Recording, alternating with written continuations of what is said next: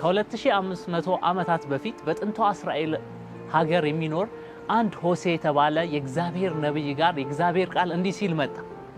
ምድሪቷ በምንዝር ምክንያት በኃጢአት ጠፍታለችና አመንዝራ ሴት ወይም ደግሞ ምንዝር ሴት አግባ ብሎ እግዚአብሔር አዘዘው።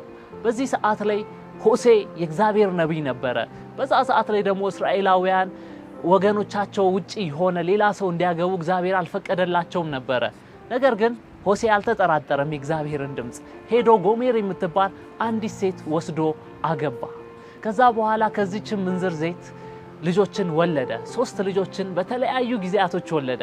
ከዛ በኋላ ሆሴና እቺ ጎሜር አንድ ላይ ሆኖ ደስ የሚል የትዳር ቤተሰብ በሚኖሩበት ሰዓት ላይ እቺ አመንዝራ ሴት ግን ምን አደረገች? ወይም ደግሞ ባለቤቱ ጎሜር ምን አደረገች?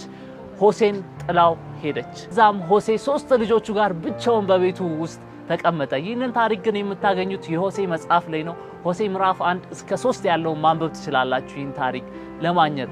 ከዛ በኋላ ሆሴን ብቻውን በተቀመጠበት ሰዓት ላይ ዳግም የእግዚአብሔር ቃል መጣና እቺ አመንዝራ ወይም ደግሞ ወደ ሌላ ወንድ ጋር የሄደችውን ሴት ዳግም ሂድና አምጣት አለ። በዛ ሰዓት ላይ በእስራኤላውያን ሕግ መሰረት አንዲት አመንዝራ ሴት በድንጋይ ተወግራ መሞት ነበረባት። ከሷ ጋር የሚያመነዘረው ሰው በድንጋይ ተወግሮ መሞት ነበረበት። ነገር ግን እግዚአብሔር እንደዛ አላለው።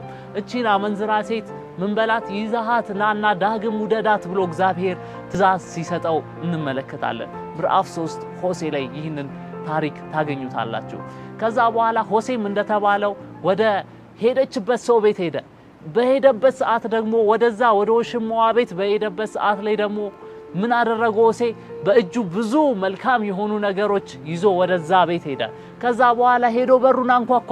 ከዛ ያ ሰውዬ በሚከፍትበት ሰዓት ላይ ዳግም ሚስቴን ስጠኝ ብሎ በመነጋገር ያንን ያመጣውን ነገር ሰጥቶ ሚስቱን ዳግመኛ ወሰደ።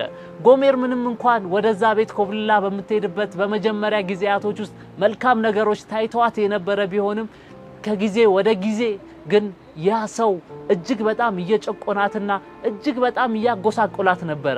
ዳግም ሆሴ በሚያገኛት ጊዜ ላይ ዳግም ሆሴ መልሶ በሚበጃት ጊዜ ላይ ያቺ ጎሜር የተባለች ሴት እጅግ በጣም በከፋ ሁኔታ ውስጥ ነበረች። ነገር ግን ሆሴ ዳግም ወሰዳት፣ ወደ ቤቱ አስገባት። ከዛ በኋላ ከኔ ጋር ብዙ ቀን ተቀመጪ ብሎ የተስፋ ቃልን ወይም ደግሞ ታላቅ ተስፋን ሆሴ ለዚች ለጎሜር ሰጣት፣ ለዚች አመንዝራ ሴት።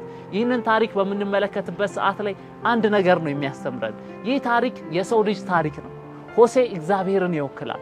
እቺ ደግሞ ጎሜር የተባለች አመንዝራ ሴት ደግሞ የሰው ልጅ ትወክላለች። ያዕቆብ ምዕራፍ 4 ቁጥር 4 ላይ ሄዳችሁ በምትመለከቱ ጊዜ ላይ ያዕቆብ በሚጠቅስበት ጊዜ ላይ እናንተ አመንዝሮች ዓለምን የምትወዱ ብሎ ይጠቅሳል። ያ ማለት ዓለምን የሚወድ ሰው አመንዝራ ከእግዚአብሔር የተለየ ነው እንደማለት ነው።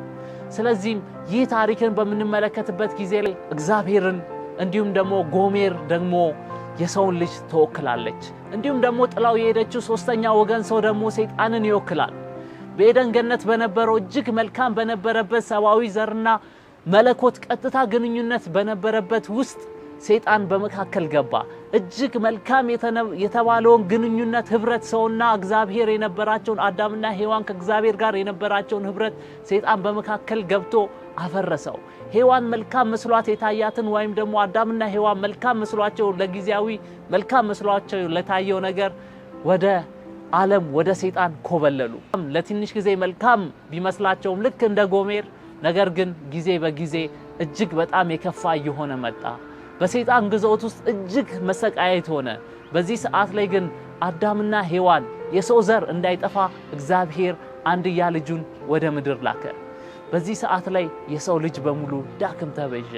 ያ ማለት ሆሴ ዳግም ጎሜርን ይዞ መጥቶ ከኔ ጋር ለብዙ ቀን ተቀመጪ እንዳላት እግዚአብሔርም የሰውን ልጅ ለዘላለም ከኔ ጋር ኑሩ ሲል አንድ ልጁን መስዋዕት አድርጎ ለሰው ልጅ ሰጥቷል። ዛሬስ እርሶ ቤቱ በኩል ይገኛሉ። በጎሜር ሳይድ ነው ወይስ ኮብልለው ሄደዋል? ዓለም መልካም መስሏችሁ ኮብልላችሁ ሄዳችኋል ወይ? ልክ እንደ ጎሜር፣ ልክ እንደ ሔዋን፣ ልክ እንደ አዳም በጊዜያዊ ደስታ ተታላችሁ ሄዳችኋል?